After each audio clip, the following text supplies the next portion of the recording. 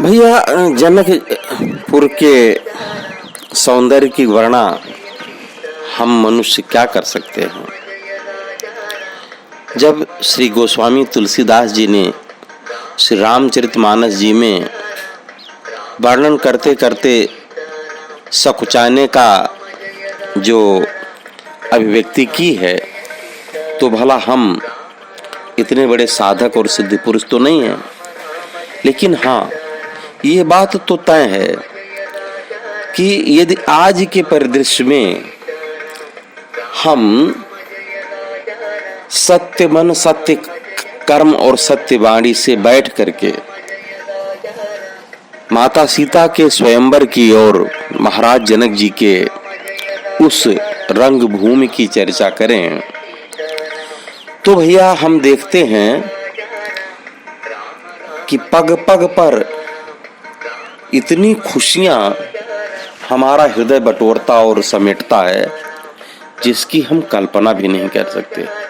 अब जैसे इसमें प्रसंग आया था कि जब जितने देश देश के भूपति नाना, मतलब बहुत सारे, यहाँ तक देवता भी मनुष्य का शरीर धारण करके भैया वहाँ पधारे हैं, और जब जनक जी का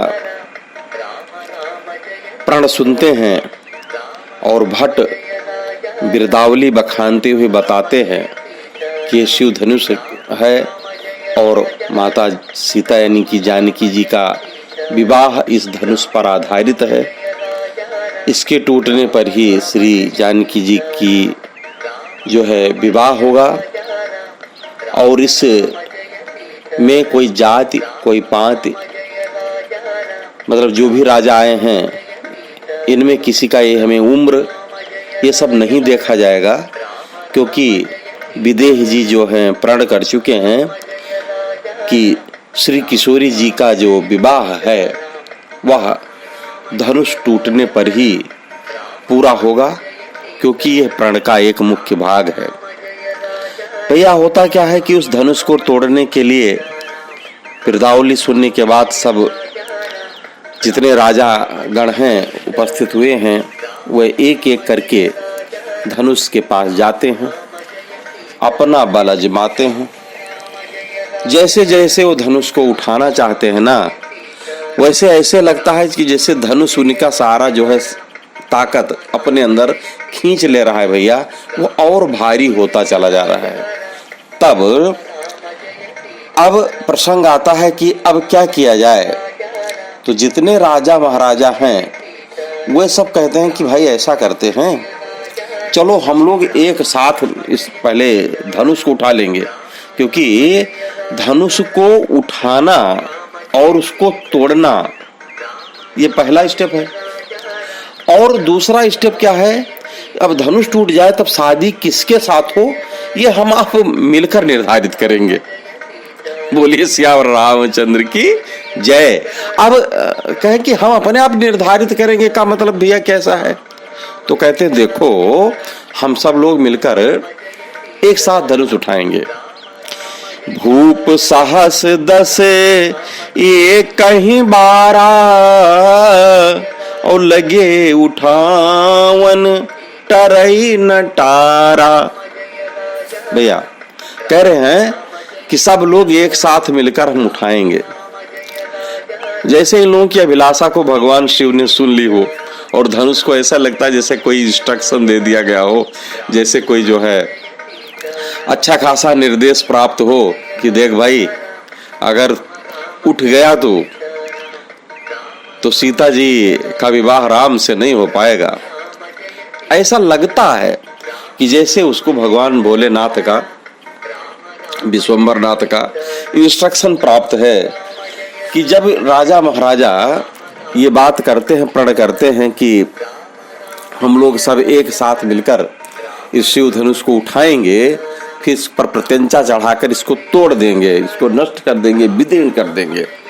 तब उसमें से एक जो राजा था थोड़ा चालाक टाइप का, वो पूछता है कि अच्छा तोड़ तो हम डालेंगे, लेकिन फिर बात तो वहीं धरी की धरी रह गई। अब तोड़ने के बाद ही सीता जी का विवाह कैसे होगा बताओ। तब कहते हैं भाई देखो ऐसा है धनुष तो हम सब लोग मिलकर तोड़ देंगे, उसके बाद आपस में हम लोग लड़ेंगे, ठीक है। और जो चाहे वो मल्ल युद्ध हो, गदा युद्ध हो, तलवार युद्ध हो, कुश्ती हो, जो भी हो हम लड़ेंगे आपस में, जैसा जो डिसाइड किया जाएगा। और उसमें जो जीतेगा वो श्री जानकी जी का वर्ण करेगा। अब देखो कैसे मन ही मन खिचड़ी पका रहे हैं लोग। और इधर भैया धनुष जी की महिमा देखो कि वो जैसे उन्होंने लगा कि जैसे भगवान भोलेनाथ का जो है उनको इंस्ट्रक्शन मिल गया हो कि जब वो राजा लोग महाराज लोग आते हैं ना भैया 10,000 है, साहस 10 साहस मतलब 1000 और 10 का मतलब 10,000 तो भूप साहस 10 एक ही 12 और लगे उठावन टरे नटारा। मतलब 10,000 राजा एक ही बार भैया उठाने लग जाते हैं धनुष को, तो भी वो टस से मस नहीं होता।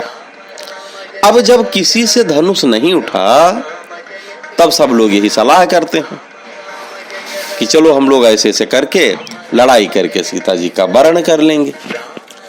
अब वर्ण कर लेंगे, बात दूसरी है। बात यह है कि 10,000 राजाओं के एक साथ उठाने का भाव कि बंदीजनों ने तो सुन चुके हैं कि रावण और बाणासुर देख सरासन गवह सिधारे। रावण और बाणासुर के हजार वीरों का बल था भैया। अब सब 10,000 राजा हैं, हमारे सबके मिल जाने से 10,000 वीरों का बल हो जाता है, और रावण और बाणासुर से तो 10 गुना बल ज्यादा हो जाएगा, तब तो ये धनुष उठ जाएगा, ऐसा ये लोग सोचते हैं। अतः 10,000 एक साथ उठाने लग जाते हैं भैया। तो अब जो धनुष में 10,000 राजा एक ही बार अगर कैसे लगे, अब ये क्वेश्चन बन जाता है। तो इसका समाधान ये मान लेना चाहिए कि यहाँ श्री राम जी की बड़ाई होनी है कि जो 10,000 से भी टसकाए न टसका, उसे अकेले श्री रामचंद्र जी ने तोड़ डाला। उन्हीं की इच्छा से धनुष बढ़ गया। जैसे जब सब कपि मेघनाथ से हार गए थे तब लक्ष्मण जी ने उसे मार दिया, तो उनकी बड़ाई हुई कि जो किसी से ना मारा वो लक्ष्मण जी से मर गया। पुनः इस धनुष में घटने बढ़ने, हल्का भारी होने, अनेक रूप धारण कर लेने इत्यादि की विलक्षण शक्ति थी भैया। जैसा कि पूर्व लिखा जा चुका है, बताया जा चुका है कि वह किसी को सिंह, किसी को शंकर इत्यादि रूप में दिख पड़ा था। जो असुर पापी थे उनके लिए तो भयानक काल के समान, और भगवान श्री राम जी को उसमें शिव भगवान। अधिक गरुआय, ये धनुष दिव्य था भैया, कोई साधारण धनुष तोड़ो था, है ना। अब गीतावली में एक वर्णन आया है कि धनुष जी जब राम जी को देखते हैं तो सिकुड़कर हल्का हो जाते हैं, है ना। दाहिनो दियो पिनाक सहम भयो मनाक महाब्याल बिकल बिलोक जनजरी है, ये गीतावली है भैया। अर्थात जैसे बूटी को देखकर महासर्प व्याकुल हो सिकुड़ जाता है, वैसे ही धनुष राम जी को देखकर सहम कर कुछ भी न रह गया, बहुत छोटा हो गया। समझ रहे ना।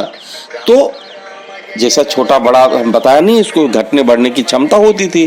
भगवान श्री राम जी को देखा तो उनको मर्यादा में रखने के लिए और शिव जी की महिमा को बढ़ाई करने के लिए बेचारा छोटा हो गया, धनुष छोटा हो जाता है भैया, है। तो यहाँ पर जैसे दोहा में आए लगे उठावन टारे नटारा, तो लगे उठावन से तात्पर्य ये है कि उठाने में 10,000 लगे थे, है ना। और तो 10,000 जो लगे ये एक साथ तो संभव नहीं था भाई, इतना बड़ी धनुष है कि 10,000 राजा एक साथ लग के उसको तोड़ो। तब हास रस की एक बात विचारणीय हो जाती है। मसल मशहूर की 900 आदमी लगे और एक मूली न उखड़ी, ऐसा कहा जाता नहीं, एक मसल है भाई। तो कवि का कमाल यह है कि सब ही निभ जाता है, ये मानकर आप चलिए, इसीलिए ऐसा कहा गया है। नहीं तो भैया हो सकता है कि रस्सी बांधे हों या जंजीर बांधे हों, उसको बड़ा किए हो, या ये मान लीजिए धनुष अपने आप बढ़ गया हो। लेकिन बात यहाँ पर देखिए कितना अदम्य साहस है तुलसीदास जी का लिखने का। साहस 10 एक ही 12, तो एक ही 12 एक ही दिन में हो सकता है कि 10,000 ने उठाया हो, या एक ही 12 अर्थात एक श्री रामचंद्र जी को छोड़कर अन्य 10,000 राजाओं ने उन दिन अपना पुरुषार्थ जना दिया हो। तीसरा ये भी मतलब निकल सकता है कि सहस्र भुज वाले सहस्र बाहु राजा ने और 10 शीश रावण ने, दोनों ने मिलकर एक ही बार उठाया हो, या 10-10 20-20 या ऐसे ही कमोबेश लोग एक साथ एक बार लगे हों। इस तरह दिन भर में 10,000 लगे, नहीं तो एक एक करके 10,000 दिन भर में कैसे पूरे हो सकते थे। पर यह बात असंगत और थोड़ा कल्पना स्वरूप लगती है, क्योंकि कहा गया है ना, तमक धरें धन मूढ़ नृप, जो कहा था उसी मूढ़ता का उदाहरण देते हैं। पहले अंध अभिमानी कहकर आए हैं तुलसीदास जी और इनका ज्ञान तामस से बताते हैं, तो अब कहते हैं कि नहीं, अभी अल्प ज्ञानी भी हैं। भाई ऐसा क्यों हुआ? ऐसा इसलिए कि एक ही कार्य को पूरा करने के लिए सब लगे हैं और उनका एक ही लक्ष्य है। जैसे आजकल की कुछ अब हम क्या करें, खैर छोड़िए, बाप करेगा, मैं पॉलिटिक्स में नहीं घुसना चाहता। लेकिन आजकल भारत की एक दशा है कि एक को पिछाड़ने के लिए हजारों एक साथ लगे पड़े हुए हैं। बस ठीक वैसे ही वहां पर भी कुछ हाल माहौल बना हुआ था भैया, जिसे तामस ज्ञान ही तो कहेंगे, और क्या कह सकते हैं। तो लोग ये भी तर्क देते हैं कि यदि टूट जाता तो विवाह किससे होता। भाई हालांकि पहले मैं बता चुका हूं कि राजा ऐसा ऐसा अपने मन में लड्डू पका रहे थे, खा रहे थे कि चलो सब लोग आपस में इसको उठा लेंगे, फिर आपस में लड़ेंगे, मल्ल युद्ध करेंगे, फिर जो जीतेगा उसे सीता जी का विवाह होगा। लेकिन शंका तब भी रह जाती है। लेकिन अब इसके समाधान के लिए कि तमक धरें धन मूढ़ नृप, में मूढ़ शब्द है ना, और मूढ़ को विचार कहाँ होता है। भाई आप अगर पूछते हैं कि यदि धनुष टूट जाता तो विवाह कैसे होता, तो जब मूढ़ लोग हैं उनको इससे कोई मतलब ही नहीं है। उनको तो बस एक ही चीज दिखाता है, घोड़े के जो है वो जो लगा देते हैं नहीं कि सीधा देखे, तो वही बस यही जान लेते हैं कि वो लगा पड़ा है कि जो है अब वो सीधे देखेंगे। उनको धनुष तोड़ने से मतलब आगे क्या होगा इसके बाद में देखा जाएगा। और जो सहस्र से सहस्र बाहु और 10 शीश का अर्थ निकालते हैं वह इसलिए अयोग्य यहाँ पर लगता है कि लगे उठावन ये वर्तमान कालिक क्रिया है, और ना इन दोनों के लिए बंदीजन कह ही चुके हैं। देख सरासन गवे सिधारे, तो जब वो सब चले गए थे तो फिर वहां पर बचा कौन? तो खाली वही राजा ही तो बचे थे, न तो 10 शीश था वहां और न बाणासुर था। तो यदि कहा जाए कि ऐसा भी मान सकते हैं कि यदि कहा जाए कि उस दिन भी पुनः आ गए होंगे ये दोनों, तो भैया सुनो, तो पीछे अवध जाने वाले जनकदूतों का रावण बाण छुआ नहीं चापा, यह वचन असत्य हो जाता है, होता कि नहीं। तो साथ ही यह जो शंका की जाती है कि 10,000 राजाओं को हाथ रखने की जगह कहाँ मिलती थी, तो इसका समाधान मनोह पाए बट बाहुबल अधिक अधिक गरुआ से हो रहा है। दिव्य तो था, उसका घट जाना बढ़ जाना इत्यादि कई जगह प्रमाण में भी दिया गया है। तो हो सकता है कि धनुष इतना बड़ा गया हो कि 10,000 राजा उसको पकड़ सकें। फिर डगे न शंभु सरासन, कैसे कामी बचन सती, जैसे सती स्त्री होती है नहीं, उसको अपने पति के अलावा पर पुरुष बिल्कुल प्यारा नहीं लगता, यानी वो चाहती नहीं कि उस पर किसी दूसरे पुरुष की दृष्टि भी पड़े। तो तैसे भैया यहाँ पर शिव जी का धनुष किसी दूसरे से छूने से वो टस से मस नहीं होता है, क्योंकि उसके लिए वो सब कामी पुरुष हैं। और वो धनुष अपने आप को पतिव्रता स्त्री का अगर ऐसा माना जाए तो, कि पतिव्रता स्त्री समान है। अब अगर पतिव्रता स्त्री है तो टूटे तो किसे टूटे? ये 10,000 राजा तो उसके लिए पर पुरुष हो गए, तब उसका पुरुष कौन हुआ भाई? उसका पुरुष हुए भगवान श्री राम जी, है कि नहीं। और वो तोड़ेंगे उन्हें, तो जब वो टूटेगा तब सीता जी का वरण होगा। एक भी लोग नहीं तोड़ पाए इस धनुष को भैया, कोई नहीं, कुछ नहीं कर पाए। सब नृप भय जोग उपहासी, जैसे बिनु विराग सन्यासी, कीरत विजय वीरता भारी, चले चाप कर बरबस हारी। छोड़ो भैया, अब ये सब टूटे उटेगा नहीं। उसमें जो कुछ दिव्यात्मा राजा थे जिनको भगवान के श्री चरणों में अनुरक्त तथा प्रेम था, वो तो कहते हम तो पहले ही बोले थे कि तुमसे कुछ होई हुई ना भैया, अपनी रही सही इज्जत माटी में ना मिलाओ, लेकिन तब तुम लोग नहीं माने। चलो कोई बात नहीं। कहते नहीं सुबह का भूरा शाम को घर आ जाए, तो उसे भूला नहीं कहते, तो वहीं सुधर जाओ।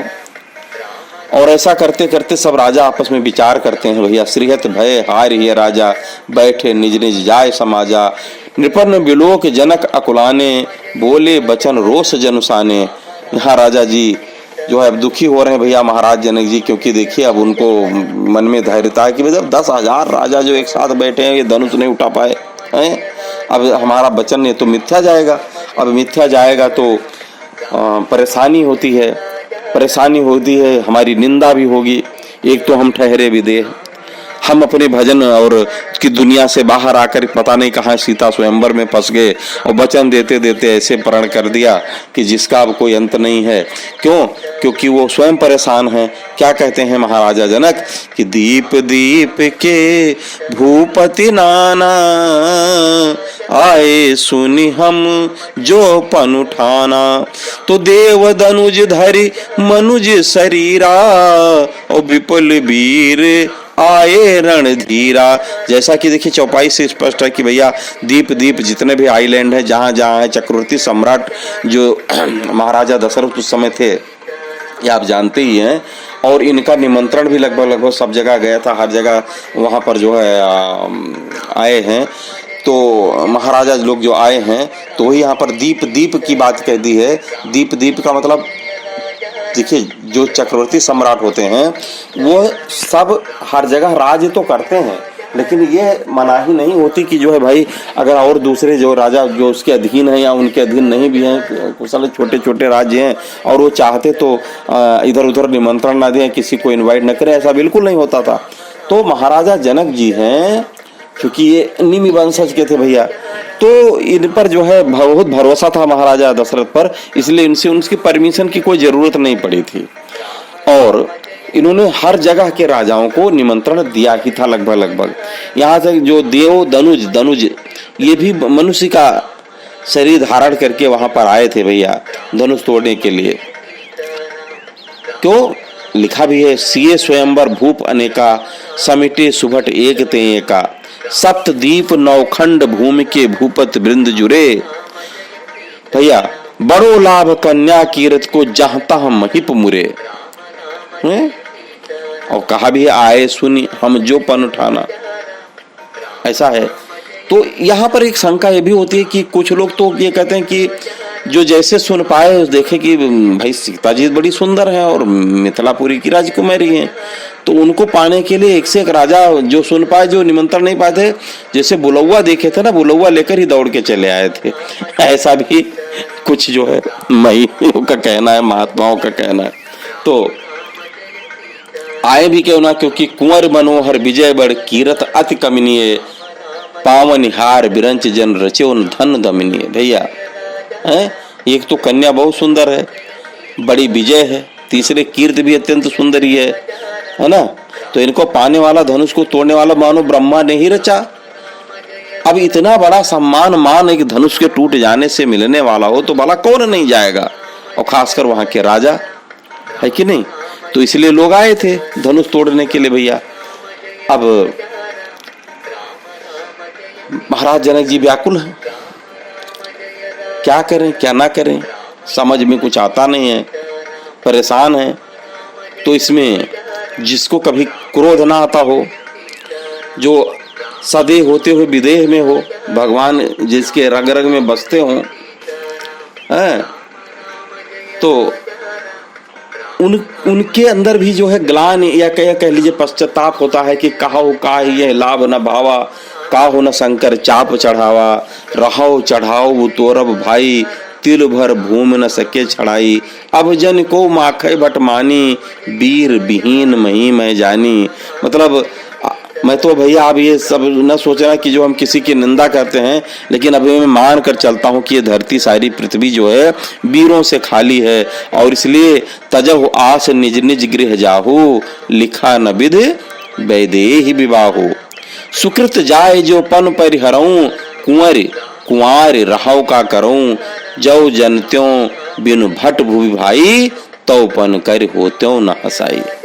कितनी दुख की बात है, आप लोग समझ ही रहे। महाराज जनक जी बहुत परेशान है भैया। कहते हैं यदि प्रतिज्ञा छोड़ देता हूँ तो मेरी हंसाई होती है, और प्रतिज्ञा अगर मैं रखता हूँ और धनुष टूटा नहीं तो हमारी जो जनक दुलारी यानी हमारी जो बेटी है इसका विवाह हो नहीं पाएगा। अब ऐसे में एक पिता के नाते मैं करूँ तो क्या करूँ। जब ऐसी अधीर बातें महाराज जनक जी के मुखार बिंदु से प्रकट होती हैं, तब जनक बचन सुन सब नर नारी, देख जान की भय दुखारी, माखे लखन कुटिल भय भोए, रद पट फरकत नयन रिसो हैं। आगे की कथा हम आपको अगले इसमें सुनाएंगे। जय श्री राम।